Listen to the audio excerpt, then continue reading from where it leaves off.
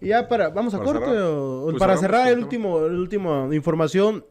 Recordarás, bueno, en este contexto y en este escenario que se ha cuestionado tanto el tema de abusos, ¿no? Abuso Ujú. sexual, infantil, en este contexto derivado de este caso tan lamentable que se generó en la zona poniente de la ciudad, concretamente en la escuela Graciano Viniegra, Ujú. ¿no? En la colonia 27 de septiembre.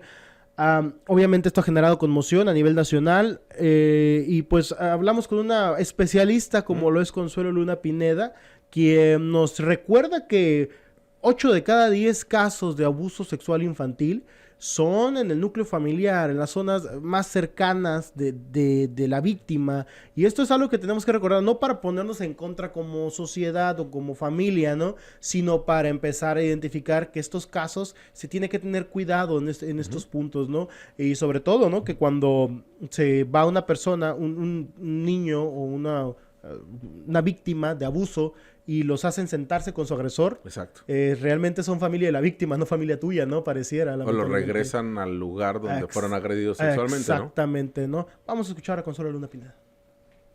Y la estadística siempre, todas las instituciones, incluidas INEGI, el DIF también, o en los sistemas educativos que también llevan registro de los casos que detectan, es que el común denominador, quien es el agresor, siempre es el círculo cercano, ya sea el papá, el padrastro, el tío, un primo, pocas veces, pero también se da entre hermanos, ¿no? Y hay que tener pues la comunicación con los hijos, con las hijas, precisamente para decirles que sea quien sea, ninguna persona debe de tocar tu cuerpo, ni debes tú de sentirte obligado a tocar el cuerpo de alguien, ¿ok? También enseñarnos a poner límites, porque pues lamentablemente este tipo de delitos sigue ocurriendo generalmente en casa, ¿no? Donde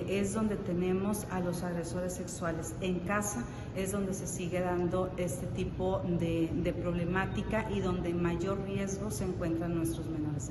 Y Jorge, ¿por qué es importante esta situación? Claro. Porque son cuestiones que tenemos que estar recordando de manera constante, sobre todo, digo, si bien las agresiones sexuales, el abuso infantil se da en tanto en niñas como en niños, la realidad es que las principal o en la escala, por así llamarlo, la forma en la que se divide, Ujú. pues las niñas son las que más sufren o que Sí. más son víctimas, más pueden ser víctimas de este tipo de incidentes, ¿no? Y soy muy enfático siempre en decir, y lo hemos hecho acá en Ciudad Capital, por eso, enemigo número uno, que le llamen que son monstruos. Si bien es cierto, se entiende que quizá usted o yo, nosotros, como parte de una comunidad que respeta, que tiene valores y que además de esto, pues tiene conciencia de lo que son los delitos, entendemos que esto no nos cabe en la posibilidad de que nosotros pudiéramos actuar en una agresión a un menor, ya de índole física, o psicológica o sexual. Y por eso establecemos que son monstruos quienes lo hacen. El problema es que el 80% de los delitos de índole sexual se ocurren en miembros de la familia. Y esto nos habla que puede ser la persona que usted dentro de su fisionomía o en su actuar no los considere monstruos, que al final del día se da cuenta pues que cometió un delito como este. Sí, no es un hombre con un parche en el ojo No, y ni con una con verruga ropas, así, ajá, y ¿no? Ni con una joroba y que camina chueco, ¿no? exactamente, no va por ahí, o sea, es una persona como cualquier otra persona que Sí, podemos sí, sí. identificar. Hay que dejar de mitificarlos, ¿no? En este sentido, a los agresores que realmente puede ser cualquiera, ¿no? En ciertas Y que esté en la características. casa, ¿no?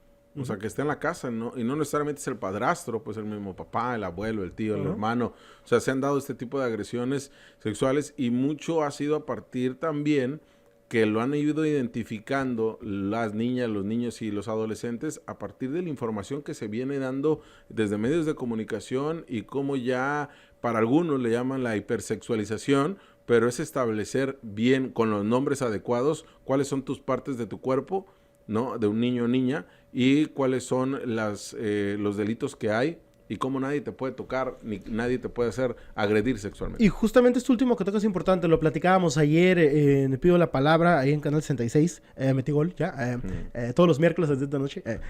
Eh, Normalmente cuando se analizas, se considera una agresión sexual, inmediatamente piensas en una violación como tal, pero las infancias realmente pueden incluso ser obligados o presionados para realizar actos, ¿no? Claro. Que a lo mejor no llevan a una situación de una violación como tal en el sentido estricto de la palabra, ¿no? Conceptualmente, jurídicamente hablando, pero que también representan un abuso y también generan secuelas y que tienen consecuencias en las infancias este tipo de episodios.